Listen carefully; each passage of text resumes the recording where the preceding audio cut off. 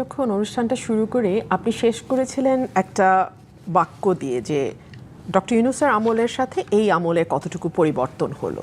আমি যদি আরেকটু আগে ফিরে যাই, শেখ হাসিনার আমলের সাথে এই আমলের কতটুকু পরিবর্তন হলো।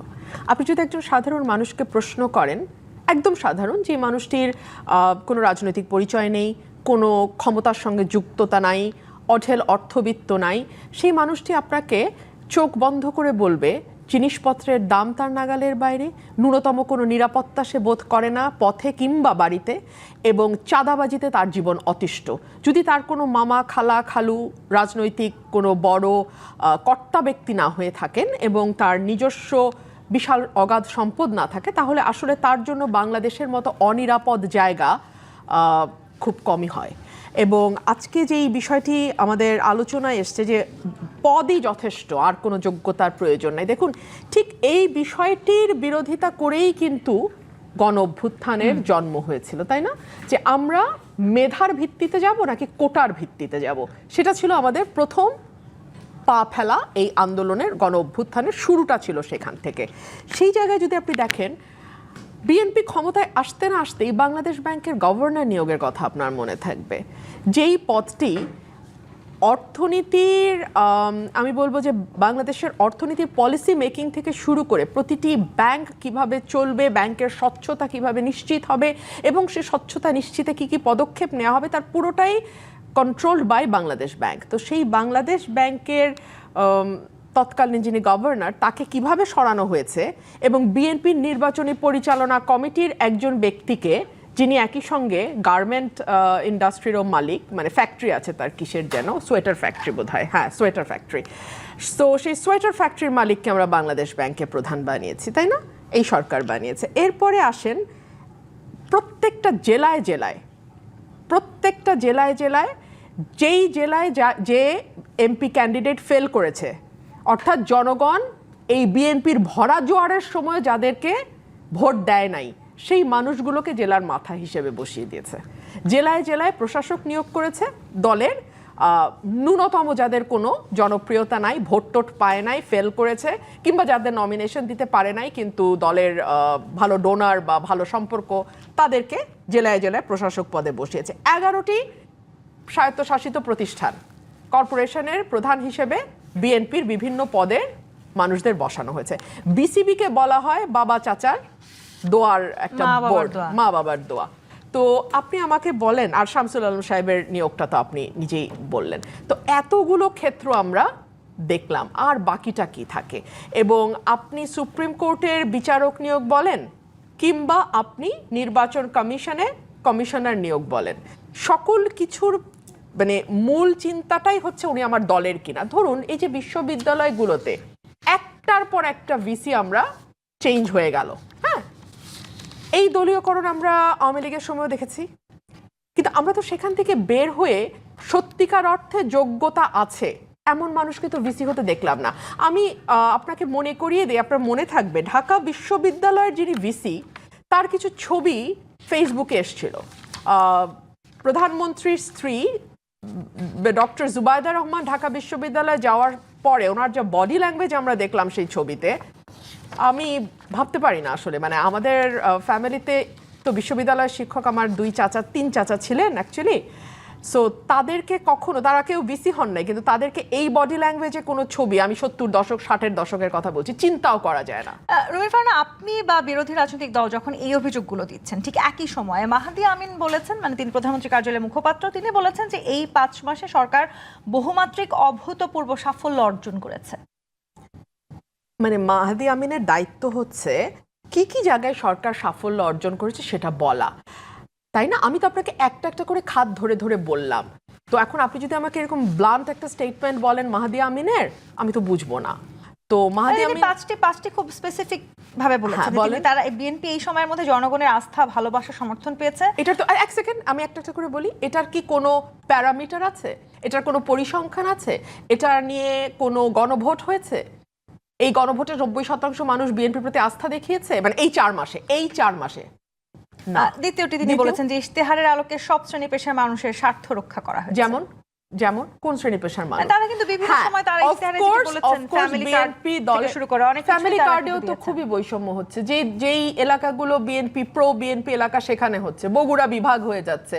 আগে আমরা দেখতাম সমস্ত বরাদ্দ গোপালগঞ্জ যাচ্ছে, এখন আমরা দেখছি আমাদের শাহ আলমের মানে ইউনিয়ন পরিষদের চেয়ারম্যান ছিলেন, if I am not wrong, তার পরিবারের নামে এতই রাজকীয় পরিবার তার, যে তার ভাইয়ের মেয়ে, নিজের 2 ছেলে সবার নামে জেলায় জেলায় হচ্ছে। হ্যাঁ, ডেফিনেটলি নিজের দলের লোকজনকে তো বিএনপি পুনর্বাসন করছে।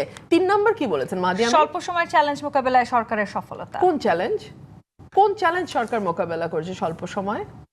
আমরা বরং উল্টো দেখেছি যে অদ্ভুত সব ঘটনা ঘটছে যেটা বাংলাদেশের ইতিহাসে কোনোদিন হয়নি। বাংলাদেশের ইতিহাসে এখন সংসদে বিভিন্ন দেশ বিষয়ক মৈত্রী কমিটি হচ্ছে। আমি জানি না, আমার বন্ধু শামীম পাটোয়ারিও ছিলেন সংসদে দীর্ঘ সময়। শামীম হায়দার পাটোয়ারি, মহাসচিব জাতীয় পার্টি, আপনাকে স্বাগত রাজকাহনে। যে জায়গায় আলোচনায় আমরা ছিলাম ব্যারিস্টার ফারহানা, এরপর তিনি যেটি বলেছেন যে জনগণের স্বাধীনতা ও দেশের সার্বভৌমত্ব সর্বোচ্চ অগ্রাধিকার ও গণমানুষের প্রধানমন্ত্রী রাষ্ট্রনায়কোচিত নেতৃত্ব। ময়রা কি আর নিজের মিষ্টি খারাপ বলবে? ওনার সরকার, ওনার প্রধানমন্ত্রী, উনি তো তাকে বলবেনই বেস্ট প্রধানমন্ত্রী। মানুষ কি বলেন? এবং এই যে সার্বভৌমত্বের কথাটা আপনি বলছেন না, সার্বভৌমত্ব নিয়েই সবচেয়ে বড় প্রশ্ন উঠছে। কি এগ্রিমেন্ট হলো আমেরিকার সাথে? কেন সেটা নিয়ে সংসদে একটা দিন আলোচনা হলো না? কেন যুক্তরাষ্ট্র 250 বছর পূর্তি বাংলাদেশ সংসদ ভবনের ভেতরে খোলা মাঠে স্পিকার, ডেপুটি স্পিকার, মানে এই কয়েক মাসে তার মানে বিএনপিকে নানান রকম সমালোচনার মুখোমুখি হতে হয়েছে, মানুষ তাই বলছে। জি, মানে আমি একটু ব্যারিস্টার শামীম হায়দার পাটোয়ারি আপনার কাছে আসি। দলীয় পদ না মেধা, মানে এই আলোচনাটা আজকে হয়তো হওয়ার কথা ছিল না, কিন্তু জামায়াতে ইসলামী সহ বিরোধী রাজনৈতিক দল যখন নতুন করে আবার এই অভিযোগটি সামনে আনলো, এই আলোচনাটা আমাদের করতেই হচ্ছে। তাদের অভিযোগ হচ্ছে বিএনপি সমস্ত জায়গায় আবারও নতুন করে দলীয় লোকেদেরকেই নেতৃত্বে এনেছে এবং দলীয় লোকদেরকেই তারা সব জায়গায় চাকরিতে বহাল করছে। মানে এই অভিযোগটাকে আপনারা কিভাবে দেখেন? অবশ্যই সত্য, এটাই করেছে। তবে ডক্টর ইউনূসের সময় জামাত তার মতো করে লোকগুলোকে নিয়োগ করতে পেরেছিল, বিএনপি সেখান থেকে কিছু জামাতের লোককে সরিয়ে পরিপূর্ণ বিএনপির লোককে দিচ্ছে। সমস্যাটা হচ্ছে বিএনপি কি বিএনপির মধ্যে মেরিট বেসিসে দিচ্ছে? মানে বিএনপি তো একটা বড় দল, তাদের তো অনেক মেরিট আছে, বিএনপি কিন্তু তাদের বেস্ট মেরিট পার্সনকে ওখানে দিচ্ছে না। সেখানে টাকা পয়সার লেনদেন, নিজস্ব পলিটিক্যাল বলয় এবং আঞ্চলিকতা, এই সব কিছু তীব্রভাবে ইম্প্যাক্ট ফেলছে। গভর্নমেন্টকে টাকা দেওয়া হচ্ছে, ট্যাক্স পেয়ারের মাধ্যমে যে বেতন দেওয়া হচ্ছে, সেই বেতনের টাকায় কিন্তু আমরা দেখতে পাচ্ছি বিএনপি নেতাকর্মীদেরকে আবার এটিও বলতে শোনা যায় যে মানে তারা তখন বিরোধী রাজনৈতিক দলের উদ্দেশ্যে বলেন যে আপনারা যদি নির্বাচিত হতেন আপনারাও তো একই কাজ করতেন, মানে অন্যান্য রাজনৈতিক দলও তো হয়তো নিজেদের লোককেই নিয়োগ দিত। অতীতে এরকম হয়েছে, অতীতে এরকম বারবার হয়েছে বলেই তো 24-এ একটা বড় আন্দোলন হয়েছে। এখনো যদি এটা তাই হতে থাকে তাহলে কিন্তু 24 ম্লান হয়ে যাবে, ভবিষ্যতে আবার কোনো এক সময় আবার অসন্তোষ দানা বাঁধবে এবং সেই আন্দোলনও হতে পারে। এখন মাননীয় প্রধানমন্ত্রীর বর্তমানে উপদেষ্টা অনেকেই আছেন, তার সাম্প্রতিক সময় অনেক অ্যাপয়েন্টমেন্টও হয়েছেন, তারা অনেকেই তুলনামূলক কম অভিজ্ঞতা সম্পন্ন। দেখুন, আমরা অনেক দোষ দিতে পারি, কিন্তু শেখ হাসিনার প্রথম দিকের উপদেষ্টা কে ছিলেন? ডক্টর গওহর রিজভী। প্রথম দিকের উপদেষ্টা কে ছিলেন? ডক্টর মশিউর। প্রথম দিকে উপদেষ্টা কে ছিলেন? তৌফিক সাহেব। তো এই লেভেলের লোকজন ছিল তার অ্যাডভাইজার। সেখানে কিন্তু এখন যারা অ্যাডভাইস দিচ্ছে তারা কিন্তু রাষ্ট্র সরকার সম্পর্কে সবাই ওয়াকিবহাল এমনটা না। আমি মনে করি এক্সপেরিমেন্টের বেসিসে রাষ্ট্র চলছিল ডক্টর ইউনূসের সময়, ওইটার ধারাবাহিকতা এখনও চলছে। এবং সবচেয়ে একটি ঘটনা উল্লেখযোগ্য হচ্ছে সংসদ ভবনের মতো জায়গায় ইউএসএ একটি তাদের স্বাধীনতা পূর্তি অনুষ্ঠান করেছে, যেটা আমি খারাপ বলবো না, কিন্তু আপনি একটা দেশকে যখন দিবেন আপনি বাকি দেশগুলোকে না করবেন কিভাবে? এখন যদি পাকিস্তান বলে তারা 15ই আগস্ট করবে আমাদের এখানে, তখন আপনি বাধা দেবেন কিভাবে? ভারত যদি বলে 14ই আগস্ট করবো এখানে, বাধা দেবেন কিভাবে? রাশিয়া যদি বলে বাধা দেবেন কিভাবে? চায়না যদি বলে যে চাইনিজ কমিউনিস্ট পার্টি, তারা কোথাও গিয়ে এই সরকারও একটি রাষ্ট্রের দিকে ঝুঁকছে, অর্থাৎ একটি রাষ্ট্রের দিকে ঝুঁকছে আমি এমনটা বলবো না, কিন্তু এই জিনিসগুলো সতর্কতার সাথে ভারত, চায়না, রাশিয়া, আমেরিকা তাদের সাথে হ্যান্ডেল করতে হবে অত্যন্ত সফিস্টিকেটেডলি এবং ডেলিকেটলি। আপনি কখনো টিল্ট হতে পারবেন না। আপনি যদি চট করে টিল্ট হয়ে যান আপনি আর ফিরে আসতে পারবেন না। আপনি ফিরে আসতে পারবেন না তখন অন্য দেশগুলো নাখোশ হবে। বিএনপি তো দাবি করেছে তারা সবচাইতে যোগ্য মানুষটিকেই পররাষ্ট্রমন্ত্রী বানিয়েছেন।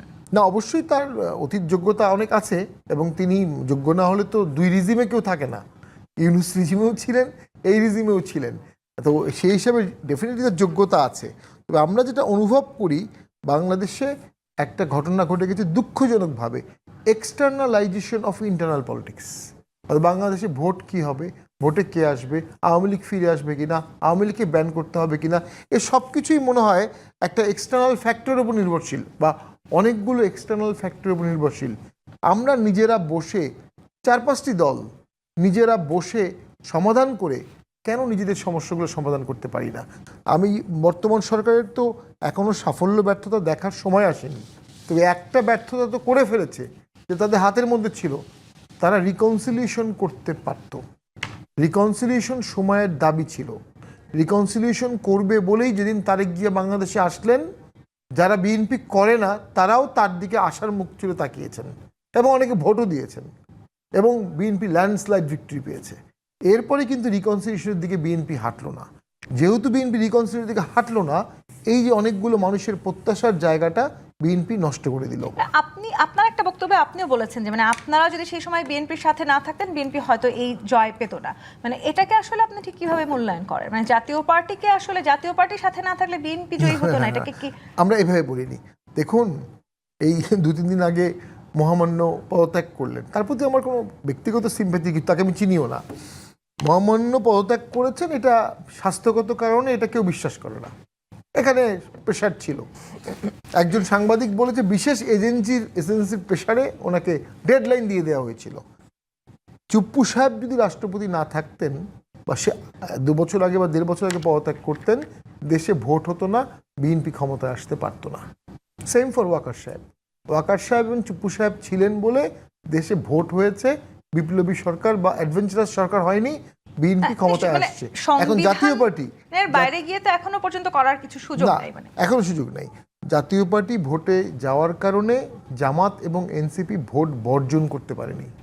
জামাত, এনসিপি এবং ইউনূস সরকারের একাংশের একটা ইচ্ছা ছিল দেশে ভোট হবে না, সময় মতো জামাত বা অন্য কেউ ভোট বর্জন করবে, দেশে তখন দীর্ঘমেয়াদী অনির্বাচিত সরকার থাকবে অথবা বিপ্লবী সরকার হবে। মানে যেই সময়টাতে আমরা আসলে যোগ্যতা নিয়ে আলোচনা করছি, সেই সময়টাতে বৈষম্য থাকবার কথা না। রুমিন ফারহানা, আপনি সংসদে দাঁড়িয়ে একটি বক্তব্যে আমি দেখছিলাম, আপনি বলেছেন যে সরকার দলীয় হুইপ কিংবা বিরোধী দলীয় হুইপ কেউই আসলে আপনার নয়, সেই কারণে আপনি আসলে পুরো দৃষ্টি আকর্ষণ করছিলেন স্পিকারের। এই সময়টাতে দাঁড়িয়ে আসলে সবাই তো সবার হওয়ার কথা ছিল, সেই জায়গাটিতে আমরা কেন পৌঁছাতে পারিনি? উত্তর নিব জি25 পাপ নিবেদিত রাজখান থেকে বিরতি নিয়ে ফিরছি, সাথে থাকুন। ঘটনা ঘটেছে সেটি আমি একটু আপনার দৃষ্টি আকর্ষণ করতে চাই। সেই সাথে সংরক্ষিত নারী এমপিদের পছন্দের আসন দিতে আইন করছে সরকার, সেটিকে আপনি আসলে কিভাবে দেখেন? অনেকগুলো বিষয় আপনি নিয়ে এসেছেন। আমি সংসদে বলতে বাধ্য হয়েছিলাম যে সংসদে কিন্তু চাইলেই কথা বলা যায় না, আপনাকে আগে হুইপের কাছ থেকে সময় অ্যালোকেশন নিতে হয়।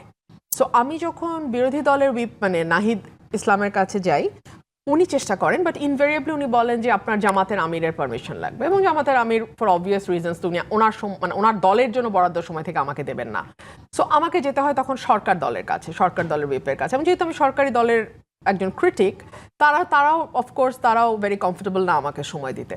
সো সেই কারণেই আমি স্পিকার মহোদয়ের দৃষ্টি আকর্ষণ করছি, তাহলে আমি যাবোটা কোথায়? ধরুন জুলাই চার্টার নিয়ে আলোচনা, এই আলোচনায় যেহেতু কোনো দলই আমার নাম দিচ্ছে না, মানে সরকারি দল বিরোধী দল, সো আমার বক্তব্য শোনা যাচ্ছে না। আমার তো বক্তব্য আছে জুলাই চার্টারে। এখন যারা সংসদে বসে আছেন তাদের কজনের চেহারা আপনি মনে করতে পারেন জুলাইয়ের পথে? আমার চেহারা নিশ্চয়ই আপনাদের মনে আছে। কজন বলতে পারে যে তার বাড়ি ভাঙচুর হয়েছে, তার গাড়ি ভেঙেছে? আমার বাড়ি ভাঙচুর হয়েছে, আপনাদের চ্যানেল রাত 2টো বাজে আমার বাড়িতে গেছে, আমি ফেসবুক লাইভ করেছি। মুশকিল হচ্ছে কি, আমাদের জেলিফিশের মতন মেমোরি তো, আর বেশিরভাগ মেমোরি আমাদের সাথে ফিট ইন না করলে আমরা ভুলে যাওয়ার চেষ্টা করি। সো বিএনপির নেতারা তখন গর্তে ছিল, ডোবায় ছিল, খালে ছিল, এবং প্রথমে তো তারা হাতি ধুয়ে ফেলছিল এই আন্দোলনে আমাদের না, এইটা এদের আমার নৈতিক সমর্থন দিয়েছিল একটা পর্যায়ে। হ্যাঁ, সো এই হলো তাদের স্ট্যান্ড এই আন্দোলনে। কিন্তু এখন এটা নিয়ে ক্রেডিট ক্লেমিং এর কামড়াকামড়ি হচ্ছে। বিএনপিকে তাহলে ত্যাগী নেতাদেরকে যথেষ্ট সম্মান দিতে পারে নাই? সেটা বিএনপির ত্যাগী নেতারা বলবে, আমি তো জানি না। আমারটা তো আমি বলতে পারবো, অন্যদেরটা তো আমি বলতে পারবো না। আর 2 হচ্ছে আপনি আরেকটা যেটা বললেন যে বৈষম্যমূলক এবং ঘটনা। আমরা তো আশা করেছিলাম যে ডক্টর ইউনূসের সময়ে আমরা যে একটা রাইট গ্রুপের উত্থান দেখলাম, আমরা একটা উগ্রবাদের উত্থান দেখলাম, সেটা কিছুটা হলেও সরকার নির্বাচিত হলে কমে আসবে। তখন কিন্তু একটার পর একটা মেয়েদের ফুটবল খেলা বন্ধ করা হলো, মঞ্চ নাটক বন্ধ করা হলো, গানের অনুষ্ঠান বন্ধ করা হলো, যাত্রাপালা বন্ধ করা হলো, নাটক বন্ধ করা হলো, সিরিজ অফ ইনসিডেন্টস কিন্তু হয়েছে ডক্টর ইউনূসের সময়। আপনারা যারা রাজনীতি করেন আপনাদেরকেও তো নানান সময় নানান রকমের ট্রলেরও মুখোমুখি হতে হয়। হ্যাঁ, মানে অফকোর্স। সো ওগুলা বাদই দিলাম, মানে এর বাইরেও একেবারে মানে ফিজিক্যালি অনেক হেনস্থার শিকার হতে হচ্ছে বাংলাদেশের নারী সমাজকে। সো সেই জায়গা থেকে আমরা ভেবেছিলাম একটা পরিবর্তন হয়তো আসবে, কিন্তু আমরা দেখলাম ধরুন ব্রাহ্মণবাড়িয়ায় বনলতা এক্সপ্রেস, যেটা সরকারের অনুমতি নিয়ে ছাড়পত্র নিয়ে সারা বাংলাদেশে প্রচারিত হলো, সেটার জন্য আমাকে ব্রাহ্মণবাড়িয়ায় প্ল্যাকার্ড নিয়ে পথে নামতে হলো, মানববন্ধন করতে হলো, এবং তারপরের দিন ঠিকই প্রচার হলো। কিন্তু তার আগে আমরা কি দেখলাম, প্রায় 20 গাড়ি পুলিশ পাঠিয়ে এটা বন্ধ করার উদ্যোগ নিল সরকার। তো তার মানে সরকার কাদেরকে পেট্রন করছে, সরকার কাদেরকে সহযোগিতা করছে? সরকার হয়তো সেই সময় মবটাকে সামলাতে চাইছিল, সেই জায়গাটিতেও তো হতে পারে।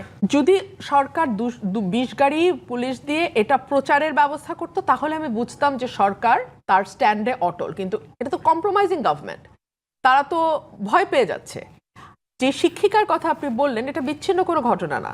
দুদিন আগেই আপনি দেখেছেন জামাতের একজন এমপি, 70 বয়স, 12 বছরের একজন কিশোরী বা মানে শিশুকে নিয়ে, 12-14 বছরের শিশুকে নিয়ে উনি ধরা পড়েছেন। সো ওনাদের আবার একটা সুবিধা আছে, ওনারা যে কোনো কিছুই মুতা বিয়ে, অমুক বিয়ে, তমুক বিয়ে বলে পার পেয়ে যান। সো যেই সমাজে আসলে এই ধরনের নোংরামি একটা স্বাভাবিক বিষয়ে পরিণত হয়, স্বাভাবিক বলছে এই কারণে যে আইন প্রণেতারা এগুলো নিয়ে ধরা পড়তেছেন। সো এটা তো আসলে তাহলে বলতে হবে যে এটা একেবারে টপ লেভেল পর্যন্ত এটার একটা নর্মালাইজেশনের ঘটনা ঘটছে। তো সেরকম একটা সমাজে রবীন্দ্রসঙ্গীত বন্ধ হবে, স্বাভাবিক আনন্দ উচ্ছ্বাস, মানে যেটা আমি আমার ব্যক্তিগত পরিসরে কাউকে ক্ষতি না করে করছি, সেটা বন্ধ হবে, আমার গান শোনা বন্ধ হবে, কারণ তখন সবই হয়ে যাবে। আর যারা এমপি আছেন তাদেরকে ক্ষমতায়নের লক্ষ্যে তাদের আসন দেওয়ার ক্ষেত্রে দুটো প্রবলেম হবে। ওখানে অলরেডি রেগুলার নির্বাচনে নির্বাচিত এমপিরা আছেন, তাদের সাথে এদের ক্ষমতার অ্যাডজাস্টমেন্ট কীভাবে হবে, এটা একটা প্রবলেম। আর লোকাল গভর্নমেন্টে গিয়ে আমি যেটা দেখেছি, মহিলা ভাইস চেয়ারম্যান এটা উপজেলা পরিষদে থাকে, আর প্রতিটি ইউনিয়নে 3 জন করে মহিলা ওয়ার্ড সভাপতি থাকেন, 3 জন করে থাকেন, প্রতি 3টি ওয়ার্ড মিলে 1 জন করে। তাদেরকে কোনো বরাদ্দ দেওয়া হয় না, যে উপজেলা চেয়ারম্যান তার কাছেই বরাদ্দ যায়, তিনি সেখান থেকে দয়া করে যদি মহিলা ভাইস চেয়ারম্যান কিছু বরাদ্দ দেবেন। তো যেটি মূলত দরকার, আমি মনে করি এই মুহূর্তে এমপাওয়ারমেন্টের যে বরাদ্দ, আপনি সরাসরি লোকাল গভর্নমেন্টের নারী নির্বাচিত সদস্য যারা আছেন তাদেরকে মোটা বরাদ্দ দেন, তারা এমপাওয়ারমেন্ট করে ফেলবে। এখন আমি আরেকটা বিষয়ে খুব শঙ্কিত, গত পরশুদিন আইসিটি ট্রাইব্যুনালে নাগরিক সংলাপ ফোরাম নামে একটি নতুন সংস্থা, কিছুদিন পর এই ধরনের সংস্থাগুলো উদ্ভব ঘটে এক একটা নামে, তারা অসংখ্য অভিনেত্রী, নায়ক নায়িকা, তাদের নামে সাংবাদিকও আছে, তাদের নামে একটা অভিযোগ দিয়েছে। এদের মধ্যে 2-4 জন ছিল যারা সেই সময় আন্দোলনে বিটিভি ভবনে ভিজিট করেছিলেন, বাকিরা ওই সময় কোনো ভূমিকা পালন করেনি, বাকিরা বর্তমানে কথা বলছেন। অর্থাৎ বর্তমানে যারা কথা বলছেন ভোকাল, বাক স্বাধীনতার পক্ষে, কালচারাল রেভলিউশনের পক্ষে, তাদের মুখ বন্ধ করার জন্য আইসিটি ট্রাইব্যুনালে অভিযোগ করা হলো। এখন তো আপনি কথা বলতে পারছেন, ব্যাসের স্বামীদের পাটারে ব্যাসের রুমিন ফারহানা সংসদে দাঁড়িয়েও তো সমালোচনা করতে পারছেন। আমি মনে করি রুমিন ফারহানা একজন অসাধারণ জুলাই যোদ্ধা, কারণ আমি তাকে তখন দেখেছিলাম, তিনি শহীদ মিনারে গেছেন, আন্দোলন করেছেন, মিছিল করেছেন ভয়াবহভাবে, এবং সেই অনুপাতে তাকে জুলাই পরবর্তী সময়ে জুলাই প্ল্যাটফর্ম তাকে কতটা ওন করেছে আই ডাউট, তাকে আরও বেশি ওন করা উচিত ছিল। এবং উনি স্বীকার করবে কিনা আমি জানি না, আমি মনে করি উনি আগেও পার্লামেন্টে ছিলেন, এখনও আছেন, আগের থেকে ওনার পার্লামেন্টে কথা বলার পথ সংকুচিত হয়েছে, অনেক বেশি সংকুচিত হয়েছে, এবং সেখানে আমি মনে করি হয়তো জামাতও তাকে স্পেস দিচ্ছে না, যেহেতু উনি অপোজিশনে আছেন। তো সেটি ওনার মতো পলিটিক্যালি সমৃদ্ধ এবং কনস্টিটিউশনালি সমৃদ্ধ। এই কথা সূত্র ধরে আমি একটু ব্যাসের রুমিন ফারহানার কাছে ছোট করে একটু আসতে চাই। ব্যাসের রুমিন ফারহানা, আপনি তো আসলে জনপ্রতিনিধি নির্বাচিত হয়েছেন নিজের যোগ্যতায়, যেটি বলছিলেন ব্যাসের স্বামীদের পাটারে, আপনি এখন হয়তো আপনার পার্লামেন্টে দাঁড়িয়ে কথা বলাটা আরও সংকুচিত হয়েছে। অন্য কোনো রাজনৈতিক দল আসলে আপনাকে কাছে টানার চেষ্টা করেছে কিনা? যদি আপনি সেই রাজনৈতিক দলের সাথে যুক্ত হতেন, আপনার কথা বলার জায়গাটি আরও বাড়ত বলে মনে করেন কিনা? মনে করি এবং শুধুমাত্র আমি আরেকটা ইন্টারভিউতে বলেছিলাম যে কেবলমাত্র সময় একটু বেশি পাবো বা শুধুমাত্র কথা একটু বেশি বলবো, কিংবা আমার পলিটিক্সটা আর একটু ইজি হবে, লোকালিও একটু ইজি হবে, কারণ সংগঠনের সঙ্গে থাকলে তো ইজি হয় লোকাল পলিটিক্স, সেই জন্য তো আসলে আমি কোনো দলে যাব না। আমার চিন্তার সঙ্গে, আমার আদর্শের সঙ্গে, আমার কাজের সঙ্গে, আমার পরিকল্পনার সঙ্গে তো সেই দলের এই বিষয়গুলোতে মিলতে হবে। হ্যাঁ, সো সেইটা যদি না মেলে সেই জায়গায় তো আর যাওয়ার প্রশ্ন উঠে না। আর সেই সূত্র ধরে একটা কথা আমি বলি, আসলে 15 বছর যেই লড়াইটা আমরা করেছি, আমি করেছি, অসংখ্য মানুষ করেছে বিভিন্ন জায়গা থেকে, এই লড়াইটা আসলে একটা বেটার বাংলাদেশের জন্য। কিন্তু জুলাই পরবর্তী সময় আমরা দেখলাম মুখ পরিবর্তন হয়ে গেছে, কিন্তু অবস্থার কোনো পরিবর্তন হয় নাই। রাদার, আমি আজকে আপনাকে একটা ঘটনা বলি। আজকে আমি কোর্টে, আমার রুমে একজন ভদ্রমহিলা এসছেন, অত্যন্ত সম্ভ্রান্ত মহিলা, ওনার স্বামী কলেজ শিক্ষক ছিলেন, ঢাকা 18-তে ওনার বাড়ি। উনি চাঁদা চাচ্ছে লোকাল বিএনপি, ওখানে 60 লক্ষ টাকা ওনার জায়গাটা নিয়ে নিতে চাচ্ছে, 1.5 কোটি টাকার জায়গা। ওনাকে ইট তুলতে দিচ্ছে না, উনি প্লাস্টিক দিয়ে মুড়িয়ে ওই জায়গাটাতে উনি বসবাস করছেন। ওনার কোনো বাথরুম নাই, উনি পাশের বাড়িতে ওয়াশরুম ইউজ করেন, গোসল করেন পাশের বাড়িতে। এইভাবে ঘরে ঘরে চাঁদাবাজি, ঘরে ঘরে লুটতরাজ, ঘরে ঘরে মানুষের জীবনকে নরক করে দেয়া, এইটা অন্তত নিকট অতীতে হয় নাই বাংলাদেশে। কিংবা সংবিধান সংস্কার বা সংস্কারের কথা বলেন, একই সময় এনসিপি নেত্রীকে আমরা আপনার বিরুদ্ধে এই অভিযোগও করতে দেখলাম যে রুমিন ফারহানার মতো এমপি যখন সংবিধান সংস্কারের শপথ নেন না, তখন তো মনে প্রশ্ন জাগে। আচ্ছা, আমি একজন এনসিপি নেত্রীর জবাব গণমাধ্যমে এসে দেবো কেন? আমি তো ওনার জবাব ওনার পাশে বসে দিয়েছি, এবং এই জবাব আমি হাজারবার মিডিয়াকে বলেছি। আমি যেই সংবিধান রক্ষার শপথ প্রথমবার নিলাম, ওই দিন আধা ঘন্টার ব্যবধানে আমি সেই শপথ ভঙ্গ করে আরেকটা শপথ নেই কি করে? আমি ওই সংবিধানটাকে সংশোধন করতে পারি, কিন্তু ওই সংবিধান ফেলে দিয়ে নতুন সংবিধান লিখবার জন্য তো আমি শপথ নিতে পারি না। এটা আমার ইন্টারপ্রিটেশন। এই ইন্টারপ্রিটেশনের সাথে আপনি একমত না হলে আপনি শপথ নেবেন, কেউ তো আপনাকে বেঁধে রাখছে না, কিন্তু আপনি আমাকে ধাক্কা দিয়ে শপথে পাঠাচ্ছেন কেন? এটা তো আমার স্বাধীনতা রে ভাই। সংশোধনের জায়গাটিতে আমরা আলোচনা করছি ব্যারিস্টার শামীম হায়দার পাটোয়ারি। গণভোটে জুলাই জাতীয় সনদ অনুমোদিত হলেও সংবিধান সংশোধন না হয় নতুন রাষ্ট্রপতি নির্বাচনটি আমরা পুরনো নিয়মেই দেখতে যাচ্ছি, এবং সেটিও আসলে এবারও গোপন ব্যালট ব্যবহার হবে না, এবং রাষ্ট্রপতি নিয়োগেও বিএনপি আসলে দলীয় লোককেই নিয়োগ দেবে, এমনটাও আলোচনা সমালোচনা চলছে, বিশেষ করে বিরোধী রাজনৈতিক মহলে। মানে সব ক্ষেত্রে, মানে সর্বোচ্চ পর্যায় থেকে শুরু করে তৃণমূল পর্যন্ত, সত্যি কি তাহলে বিএনপি নিজেদের লোককেই নিয়োগ দিচ্ছে? অবশ্যই দিচ্ছে, এবং এটা খুব অস্বাভাবিক কিছু না। কারণ আপনি যখন ক্ষমতায় আসছেন, 2/3 মেজরিটি পেয়েছেন, আপনি আপনার লোককেই দিবেন।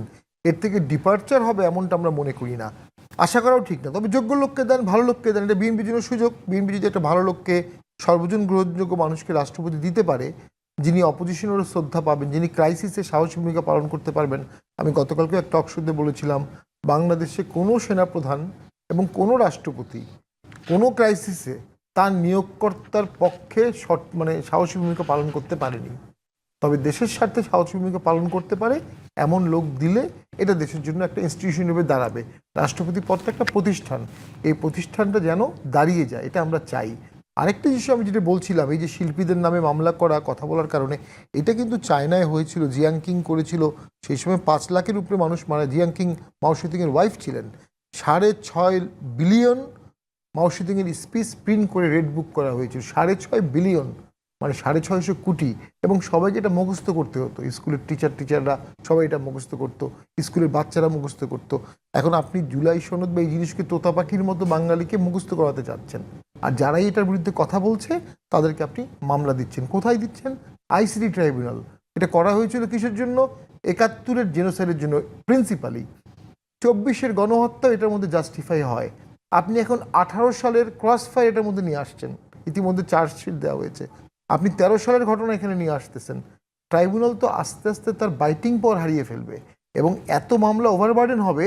ট্রাইব্যুনাল বিরতি নিয়ে ফিরছি, সাথেই থাকুন। আর একবার আমন্ত্রণ জিপিটি ইস্পাত নিবেদিত রাজকাহনে ব্যারিস্টার রুমিন ফারহানা। নানান সময় এই 5-6 মাসের মধ্যেই বিএনপিকে নানান সমালোচনার মুখোমুখি হতে হচ্ছে, কিন্তু এর মধ্যে নানান সময়ে প্রোটোকলবিহীন কিংবা একেবারে জাঁকজমকবিহীন জীবন পরিহার করে তারেক রহমান সর্বমহলে এক ধরনের প্রশংসা কুড়িয়েছেন। কিন্তু এই যে নিয়োগ কিংবা অধ্যাদেশ বাতিল ইস্যুতে আবারও তাকে গুরুতর প্রশ্নের মুখোমুখিও হতে হয়েছে। আমি যদি আপনাকে পাল্টা প্রশ্ন করি, এর মধ্যে কোনটা আপনার নাগরিক হিসেবে আপনার জীবনকে এফেক্ট করবে? প্রধানমন্ত্রী কি শার্ট পরলেন, কি জুতা পরলেন, কি ছাতা নিলেন, কোন গাড়িতে চললেন, নাকি নিজের পায়ের উপর নির্ভর করলেন, সেটা কি আপনাকে নাগরিক হিসেবে এফেক্ট করবে? নাকি আপনার বাড়িতে আজকে 3 দিন ধরে চুলা জ্বলে না, গ্যাস নাই, কিংবা ধরুন বাজারে গেলে আপনার মাথা নষ্ট হয়ে যায় কারণ আপনি যে টাকা নিয়ে গেছেন সেই টাকা দিয়ে আসলে দুদিন চলবার মতন বাজারও আপনার কেনা সম্ভব না, কিংবা ধরুন আপনি রাস্তায় নামলেন, ছিনতাইকারী এসে আপনার পেটে একটা ছুরি বসিয়ে দিয়ে আপনার হাতে যা কিছু আছে নিয়ে গেল, কিংবা ধরুন লোকাল বিএনপি লিডাররা আপনার কাছে চাঁদা দাবি করে বলছে যে আর একটা ইট গাঁথলে সেটা যদি বাথরুমের ইটও হয় আপনাকে মানে দেখে নেবে এবং সে কারণে আপনাকে তিরপল দিয়ে ঘেরা জায়গায় নিজের জায়গায় বাস করতে হচ্ছে। আসলে কোনটা আপনার জীবনকে এফেক্ট করবে, তাই না? পরিবর্তন কি এত বড় এফেক্ট ফেলতে পারবে নাকি সমস্ত রাজনৈতিক নেতাকর্মীদের মধ্যেই পরিবর্তনটা আমরা দেখতে চেয়েছিলাম? দেখেন, আপনারা না এক মুখে ১৭ রকম কথা বলেন। হ্যাঁ, আমি এই কারণে আপনাদের কথাবার্তা বুঝি না। সারা জীবন আপনারা বললেন সকল ক্ষমতা এক ব্যক্তির হাতে থাকলে কেমন করে হবে, কিন্তু এখন আবার বলতে চান না। মানে শেখ হাসিনার আমল থেকে দেখছি যে প্রধানমন্ত্রী তো ফেরেশতা, বাকিরা সব ইবলিস। মনে হয় যেন ইবলিসরা যার যার জায়গায় শেষে বসছে, প্রধানমন্ত্রী এনে তাদেরকে বসায় নাই। ব্যাপারটা তো এরকম না। এটা তো আপনার একক সিদ্ধান্ত, আপনি কাকে নেবেন কাকে নেবেন না। এই যে এই শোতে কে গেস্ট হবে এটা যেমন আপনার একক সিদ্ধান্ত বা আপনার প্রডিউসারের একক সিদ্ধান্ত, সেরকম মন্ত্রিসভায় কে বসবে কে বসবে না, অ্যাডভাইজার কে হবে না, কোন প্রতিষ্ঠানে কে বসবে না, এটা ওনার একক সিদ্ধান্ত। মানে এই মুহূর্তে তাহলে বাংলাদেশে যে ধরনের পরিবর্তন হচ্ছে, কে কোথায় দলীয়করণের যে অভিযোগগুলো আছে সবকিছু আপনি বলার চেষ্টা করছেন প্রধানমন্ত্রীর একক সিদ্ধান্তে হচ্ছে। ওনার ইশারা ছাড়া তো হতে পারে না। বাংলাদেশের সংবিধান আইন অনুযায়ী, বাংলাদেশের মানে রাষ্ট্র পরিচালনার ধারা অনুযায়ী এটা হওয়ার কথা না। এখন আপনি চিন্তা করে দেখবেন যে নাগরিক হিসেবে, আমি আবারও বলছি, আপনি চিন্তা করে দেখবেন নাগরিক হিসেবে প্রধানমন্ত্রী কোন ব্র্যান্ডের শার্ট পরছেন আর কোন শাড়ি পরছেন যদি নারী প্রধানমন্ত্রী হন, সেটা আপনার জীবনকে কতটুকু এফেক্ট করে আর আমি যে উদাহরণগুলো দিলাম তার কোনটা আপনাকে এফেক্ট করে আপনি বিবেচনা করবেন। বাংলাদেশে আপনাদের প্রশাসনে মনে হয় সবাই 17 কোটি মানুষ হাতে ললিপপ নিয়ে ঘুরে, এত বাচ্চা এত অবোধ, কিচ্ছু বোঝে না। আমি জানি না বাংলাদেশের মানুষ এত অবোধ কিনা, বা আমার অভিজ্ঞতা অন্তত তা বলে না। সেই বাংলাদেশের মানুষ নিশ্চয়ই এতটাও অবুঝ না, এবং সে কারণে এই নির্বাচনে আসলে আমরা আপনাকেও নির্বাচিত হতে দেখেছি। ব্যাসে শামীম হায়দার পাটোয়ারি, যেই নির্বাচন নিয়ে এত আলোচনা চলছে, মানে যে এই নির্বাচনটিকে তো আমরা অন্তত দীর্ঘদিন পরে একটা সুষ্ঠু নির্বাচন বলার চেষ্টা করেছি, সেই নির্বাচনে আপনারা নির্বাচন করেন নাই বা নির্বাচন আপনাদেরকে করতে সুযোগ দেওয়া হয় নাই। এখন বিএনপির আমলে আপনারা নির্বাচন করবেন কিনা, সেই বৈষম্যটা থেকেও আমরা বেরিয়ে আসার সুযোগ পাচ্ছি কিনা? সামনে যে স্থানীয় সরকার ভোট বলছেন, এটা বিষয়ে জাতীয় পার্টি এখনো সঠিক কোনো সিদ্ধান্ত নেয়নি। আপনি যে কথাগুলো বলছিলেন, মাননীয় প্রধানমন্ত্রী স্বল্প আহার করেন, সাদা কাপড় পরেন, নিজে ড্রাইভ করেন, স্পোর্টস কার চালান, মেকে নিয়ে সিনেমায় যান, এগুলো বেশ ভালো উদাহরণ। যদি দেশটা ভালো মতো চালাতে পারেন, যদি দেশে রিকনসিলিয়েশন করতে পারেন, ইনফ্লেশন ঠেকাতে পারেন, চাকরি দিতে পারবেন। মানে অন্যান্য রাষ্ট্রের প্রধানমন্ত্রীরা এসব করলে তো আমরা খুব বাহবা দিই। রাষ্ট্রীয় সমস্যার সমাধান করার পর, সমাধান করে আসেন, রাষ্ট্রীয় সমস্যার সমাধান করার পর, রাষ্ট্রকে একটা ভালো জায়গায় নেওয়ার পর, মাননীয় প্রধানমন্ত্রী যদি 1500 টাকার লাঞ্চ খাওয়ান, তাতে কি রাষ্ট্রের ক্ষতি হবে? আমাদের 9 লক্ষ 10 লক্ষ কোটি টাকার বাজেট, উনি যদি সাদা শার্টের জায়গায় অন্য শার্ট পান, তাতে কোনো ক্ষতি নাই। আর আমি এগুলোকে প্রেস করছি, উনি স্যাক্রিফাইস করছেন, কিন্তু ওনাকে আসল সমস্যার সমাধান করতে হবে, পলিটিক্যাল রিকনসিলিয়েশন, ইকোনমিক রেস্টোরেশন। এই জায়গাগুলো করতে না পারলে যেটা হবে, ওই যে একটা ইংলিশ টার্মস আছে, no cuts, no birds, no coconut, no argument, no excuse, no defence. প্রধানমন্ত্রীর কোনো ডিফেন্স নাই। আপনি কোনো ডিফেন্স দেবে, আপনি পৃথিবীতে জ্বালানির দাম বেড়েছে বলে আপনি ইনফ্লেশন হয়েছেন, এই যুক্তি জনগণ শুনবে না। একটা বিপুল সংখ্যের মানুষ চাকরির বাইরে, বিপুল সংখ্যের মানুষ অসন্তুষ্ট হচ্ছে, কোনো এক সময় অসন্তুষ্ট একটা দিকেই ধাবিত হয় দেশে, সেটা হলো প্রধানমন্ত্রী। এবং পুলিশ দুর্বল, প্রশাসন দুর্বল। নতুন করে আর কোনো গণঅভ্যুত্থান হওয়ার কোনো সম্ভাবনা কি তাহলে আপনি দেখছেন? বিচ্ছিন্ন গণঅভ্যুত্থান হতে পারে, নেতৃত্ববিহীন, কারণ অসন্তুষ্ট মানুষ প্রচুর এবং রাষ্ট্রের স্ট্রাকচার তৈরি হয় না। বলেছিলেন যে আগামী 100 বছরও কোনো গণঅভ্যুত্থান হওয়ার সুযোগ নেই। এটা হবে না। একটা হচ্ছে যে জুলাই হওয়ার পরে যে আকাঙ্ক্ষা উঠেছিল, সেই আকাঙ্ক্ষাটা আমাদের বাস্তবায়ন হয়নি, কিন্তু মানুষের দুর্ভোগ, মানুষের দুর্দশা, এটার জন্য মানুষ রাস্তায় নামবে এবং পুলিশ কঠোর হতে পারবে না, সরকার কঠোর হতে পারবে না, সেটা হঠাৎ করে বিপ্লবে গণ আন্দোলনে রূপ নিবে এবং সেটা সম্ভাবনাও আছে। তো সেটা যদি হয়ে থাকে, সামাল দিবেন কিভাবে? যদি সত্যি এরকম কিছু হয়, সামাল আমরা কিভাবে দিব? আবার এই 5 মাসে সত্যি আসলে বিএনপির এই শাসন কাঠামো নিয়ে এত সমালোচনা করা, এত প্রশ্ন তোলাটাও কি যৌক্তিক বলে আপনি মনে করেন? আপনারা যদি মনে করেন যৌক্তিক না, প্রশ্ন তুলেন না, অসুবিধা নেই, প্রশংসা করতে থাকেন, কোনো অসুবিধা নাই তো। বাট মানে মাঝখান দিয়ে 6 মাস চলে গেছে, মানুষের নাভিশ্বাস শেষ হয় নাই, এবং মানুষ, আপনি ধরুন সামাজিক যোগাযোগ মাধ্যমটা যখন খুলবেন, বাংলাদেশে কোথায় কি হচ্ছে তার অনেক কিছুই কিন্তু সামাজিক যোগাযোগ মাধ্যমে চলে আসে। মূলধারার গণমাধ্যমে হয়তো কিছুদিন পরে আসে, 2 দিন পরে আসে, প্রথমে কিন্তু সামাজিক যোগাযোগ মাধ্যমে আসে। 2 দিন আগে একটা নিউজ নিশ্চয়ই আপনারা দেখেছেন, চট্টগ্রামে 2 কোটি টাকার জন্য 35 লক্ষ টাকার আসবাবপত্র ভেঙে চুরমার করা হয়েছে। 2 কোটি টাকা চাঁদা চাওয়া হয়েছিল। আমি কয়েকদিন আগে পর্যন্ত একটা খবর রাখছিলাম, কোনো আসামি ধরা পড়ে নাই, অথচ কিন্তু যিনি মানে ফোন দিয়ে থ্রেট দিচ্ছে এবং ভাঙচুরের লিডার ছিল, লিড করছিল, তার চেহারা দেখাচ্ছে গণমাধ্যম, ভয়েস শোনাচ্ছে গণমাধ্যম, নাম বলছে গণমাধ্যম, কিচ্ছু হয় নাই। এবং বিভিন্ন জায়গায়, আমি আজকে নিজেও ঢাকা 18 একটা উদাহরণ দিই, this are just an example. ধরুন আপনি কখন বুঝবেন যে বিপদটা ওয়াইড স্প্রেড হয়ে গেছে এবং বিপদটা বহু মানুষকে আক্রান্ত করেছে, যখন এটা ধীরে ধীরে দেখবেন একদম আপনার কাছের মানুষদের কাছে চলে আসতেছে। এই যে সরকার গঠনের পরপর, বিএনপি সরকার গঠনের পরপর, আমার যে ক্লার্ক, আমার মানে হাইকোর্টে আমার কাজ করে, মামলা ফাইলিংয়ের কাজ করে, তার একটা ছোট্ট জায়গা, সেটাও লোকাল বিএনপির লিডাররা দখল করতে গেছে। সো এগুলো তো আমি শুনতেছি, মাসের পর মাস ধরে এই কথাগুলো আমার কানে আসতেছে। আমার কাছে সাথে মানুষ দেখা করে বলতেছে যে আমার কনস্টিটুয়েন্সি না, আমার এলাকা না, অন্য এলাকা, কিন্তু তারা বলার জায়গা খুঁজে পাচ্ছে না। শামীম একটা কথা বললো না যে বিক্ষিপ্ত বিচ্ছিন্নভাবে হতে পারে, এই মানুষগুলো পথে নামলে আপনি কি করবেন? তাহলে রুমিন ফারহানা, আপনিও কি মনে করেন যেহেতু এই মুহূর্তে আপনার আসলে বিএনপির কোনো দলীয় পদ নাই, তাহলে আপনিও আসলে আপনার যোগ্যতা কিংবা মেধা অনুযায়ী আপনার আসলে যে জায়গাটিতে যাওয়ার কথা, যতখানি বরাদ্দ পাওয়ার কথা, সেটা কি পাচ্ছেন? না, এখানে মানে for the first time in the history of Bangladesh জনগণের করের টাকা বন্টন হওয়ার কথা প্রত্যেক আসনে, এবং প্রতিটা এমপি সরকারি বিরোধী দলের এমপি, সরকারি দলের এমপি বলে কিন্তু কিছু নাই। হ্যাঁ, সবাই কিন্তু বেসরকারি এমপি, প্রত্যেকের সমান বরাদ্দ পাওয়ার কথা হয় নাই। On the top of that, জামাতকে মুখ বন্ধ করার জন্য 20 কোটি টাকা, হঠাৎ প্রধানমন্ত্রীর ইচ্ছা হলো আচ্ছা 20 কোটি টাকা জামাতকে দিয়ে দেব। কারণে মুখ বন্ধ করার জন্য? কারণ অন্য এলাকায় যে সরকারি দলের এমপিরা লুকিয়ে বরাদ্দ নিয়ে নিচ্ছে, জামাত সেটা নিয়ে প্রতিবাদ করছে, এটা নিয়ে যে তার কথা না বাড়ে, সো জামাতকে 20 কোটি টাকা দিল। কিন্তু এর বাইরেও তো আমরা আছি স্বতন্ত্র, আর এভাবে তো ইচ্ছা হলো দিলাম, ইচ্ছা হলো করলাম, এভাবে তো হয় না ভাই। এটা তো একটা সিস্টেম আছে, একটা রুল আছে। 300 জন এমপি সকলে সমানভাবে তাদের বরাদ্দগুলো পাবে, তো হচ্ছে না, সেটা তো হচ্ছে না। সেটা কি আপনি মনে করছেন যে আপনি শুধুই বিরোধী দলে কিংবা আসলে স্বতন্ত্র দলে আছেন বলে বিএনপির কোনো ট্যাগ আপনার পাশে নাই? হ্যাঁ, নিশ্চয়ই, অফকোর্স, অবভিয়াসলি। কিন্তু সেখানে তো আসলে বিএনপিরও একটা খুব সুস্পষ্ট বক্তব্য আছে। তারা বলেছে যে যেই জায়গাগুলোতে এই মুহূর্তে বরাদ্দ সবচেয়ে বেশি প্রয়োজন, তারা ঠিক সেখানেই সেই পরিমাণ বরাদ্দ দিচ্ছেন। হ্যাঁ, মজাটা হচ্ছে কি, বাংলাদেশ দরিদ্র দেশ, ঘনবসতির দেশ, সে কারণে আওয়ামী লীগের সময় মনে হয় গোপালগঞ্জেই সবচেয়ে বেশি বরাদ্দ দরকার, বিএনপির সময় মনে হয় বগুড়াতেই সবচেয়ে বেশি বরাদ্দ দরকার, কিংবা জাতীয় পার্টির সময় মনে হয় যে রংপুরেই সবচেয়ে বেশি বরাদ্দ দরকার। এটা তো আমাদের দুর্ভাগ্য। কিংবা ধরেন ডক্টর মোহাম্মদ ইউনূসের সময় চট্টগ্রামেই খুব বেশি বরাদ্দ দরকার হয়ে যায়। সো আমাদের কপাল খারাপ। অন্য এলাকার মানুষ যতদিন পর্যন্ত ওরা প্রধানমন্ত্রী পাবে ততদিন পর্যন্ত তাদের প্রশ্নটা আপনাকে আর করতে কোনো চাই, সুখের দলীয় আশা পদ নাই। না মেধা, এই মুহূর্তে তাহলে আপনি এই বাংলাদেশে দাঁড়িয়ে কোনটিকে বেশি যোগ্যতা সম্পন্ন মনে করছেন? বাংলাদেশ ডুবছেই তো কারণ আমাদের মেধার কদর হয় না। আমাদের মেধার কদর আজকের থেকে হচ্ছে না তা না, এটা বহু বহু বহু বছর আগে থেকে এটা শুরু হয়েছে। ধন্যবাদ ব্যারিস্টার রুমিন